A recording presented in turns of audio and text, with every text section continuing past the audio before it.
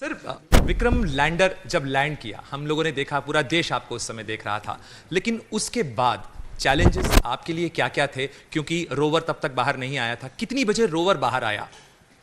See, after landing there is a lot of activities. हमको इस check करना था कि इसका inclination कितना है, tilt how much है. So we found the tilt is very very benign. It was only 6 degrees. हमको ये terrain के बारे में कुछ तो फोटोग्राफ लेके हमको चेक करना है, तो हमको क्या हमारा रोवर बाहर निकल सकता है या नहीं. So then we have to look at temperatures. So temperature तो benign होना ही चाहिए. इसके बाद तो हमारे तो नहीं तो हमारा हीटर ऑन करके उसको वार्म करके थी से डिप्लॉयमेंट कर सकें. देयर आर मैकेनिज्म्स अंदर है. सो मैकेनिज्म को ख़राब होने की कई चांस है.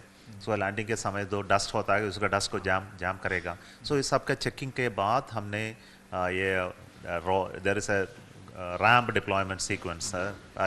दूसरा रैम्प है, पहला रैम्प भी है, तो दोनों रैम्प को हमको डिप्लॉय करना है. सो डिप्लॉयमेंट तो हुआ उसी समय. उसके बाद लैंडर को निकालने में कई डिफ़िकल्टीज है. एक डिफ़िकल्टी है कि हमारा ग्राउंड स्टेशन का विजिबिलिटी है. सो इसलिए उस समय हमारे जो बैलालू में और 32 मीटर विजिबिलिटी से बाहर निकल गया. सो हमको एक ground station, international ground station को इसमें डालना पड़ा. सो उसके सम चेकिंग करने की ज़रूरत थी. सभी के बाद अगेन ये रोवर रैम्प ओपन हुए तो सब टेम्परेचर तो कम हो जाएगा. आधे घंटे में self the temperature will drop by 30-40 degrees. So if पूरे नीचे जाए तो हमारा मैकेनिज्म तो ख़राब होगा. सो इसलिए हमने ज़रूर काम किया कि weather is working very well. Then we tried our best to make the rover come out fast. So late night came out. यानी करीब करीब 4 घंटे का वक्त लगा होगा लैंडिंग के बाद, या उससे ज़्यादा वक्त लगा? ज़्यादा वक्त लगा. यस. सो मैंने बताया है कि क्यों ये ज़्यादा वक्त. आपने पूरी प्रोसेस एक्सप्लेन की सर. इसके बाद जो 14 दिन की पूरी मिशन लाइफ है उसके अंदर बहुत सारे एक्सपेरिमेंट्स अब होने हैं, तो क्या एक्सपेरिमेंट्स शुरू हो गए हैं? डेटा आना आपको शुरू हो गया है? अभी तक कोई एक्सपेरिमेंट शुरू नहीं हुए. So will have to work on that today. So rover के मूवमेंट्स हो चुके हैं? आप लोगों ने ये टेस्ट कर लिया है कि रोवर ठीक से मूव कर रहा है? No, not yet done. It will be done today afternoon. अच्छा, तो ये जो मूवमेंट्स होंगे इसके साथ चेक किया जाएगा कि ये ठीक से काम कर रहा है, नहीं कर रहा है? अब बैटरी चार्जिंग हो रहे हैं. रोवर को भी सोलर पैनल है, उस सोलर पैनल से उसका बैटरी चार्जिंग हो रहा है. उसका बैटरी चार्जिंग हो रही है. तो बैटरी चार्जिंग के साथ साथ पूरा देश जो है वो इस समय सुपर चार्ज्ड है. सर जिस जगह पर हम पहुंचे हैं उस लैंडिंग साइट की अगर कुछ विशेषता आप बता सकें, क्योंकि हम साउथ पोल के करीब पहुंचे हैं, ये लैंडिंग साइट क्यों चुनी गई? Yes, we have chosen it because that this is a very good location as far as sunlight is concerned. There are no shadows. In the next 14 days, that area will not be shadowed by any hills or mountains across which the sun moves. So it gets into shadow, then temperature will drop very deep and we need to put heaters. Too much energy will be spent. So that is one area.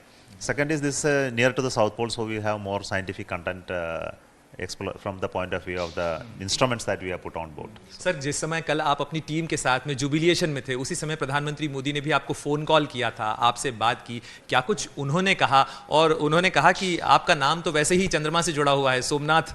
आप सब सुना है ना जो बात उन्होंने बात किया. सो सब सोशल मीडिया में आए. So we were very happy. I only said thank you sir for your blessings and support.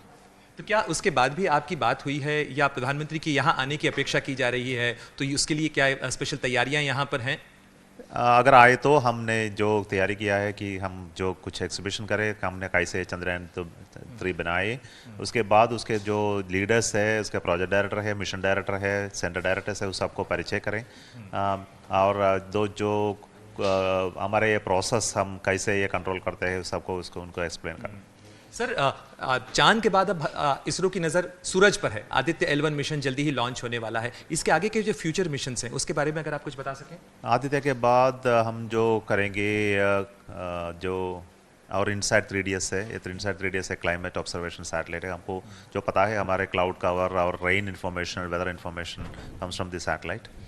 इसके बाद हमने जो SSLV D3 का लॉन्च करेंगे. और नाइसर सैटेलाइट है, NASA ISRO synthetic aperture radar satellite हमारे नेक्स्ट ईयर बिगिनिंग में लॉन्च करना पड़ेगा. या गगनयान का कई लॉन्चेस होंगे. पहला लॉन्च होगा सितंबर अक्टूबर तरह. उसके बाद दिसंबर जनवरी में भी. तो क्या 2025 तक हम अंतरिक्ष में पहुंचा पाएंगे गगनयान को? sure we will be able to reach. Yes. Sir कल पूरे देश ने खास पार्टी की है, आपने पार्टी की है नहीं की? हमको काम है यहाँ, पूरा नाइट हमने काम किया है. कल पूरी रात आप लोग काम करते रहे. एक आखिरी मैसेज के तौर पर पूरा देश आपको देख रहा है, एक मैसेज अगर आप कहना चाहें कि क्या यहाँ से आगे, सितारों से आगे जहाँ और भी हैं, हम जाएंगे भारतीय वहाँ एक दिन चंद्रमा पर और पैर उठेंगे या क्या, ऐसा बोलना अच्छा नहीं है. तो हम और एस्ट्रोनॉट्स है जो गगनयान में जाएगा, और हमने जो ह्यूमन स्पेस फ्लाइट कैपेबिलिटीज हम बनाते हैं इसके तरफ से, और हमारे जो गाइडेंस प्रोग्राम है मून जाने तक का, इसके वजह से हमको एक दिन Indians will go to moon. यानी आप भारत के आदमी को चांद पर लेके जाएंगे, ये तैयारी चल रही है? तैयारी चल रही है और गगनयान प्रोग्राम है. हमसे बातचीत करने के लिए बहुत बहुत शुक्रिया आपका. तो आप सुन रहे थे खुद डॉक्टर एस सोमनाथ को, जिनका कहना था कि अभी मुकाम और भी हैं और एक दिन आएगा जब भारतीय वाकई में चांद पर कदम भी रखेंगे और तिरंगा भी लहराएंगे.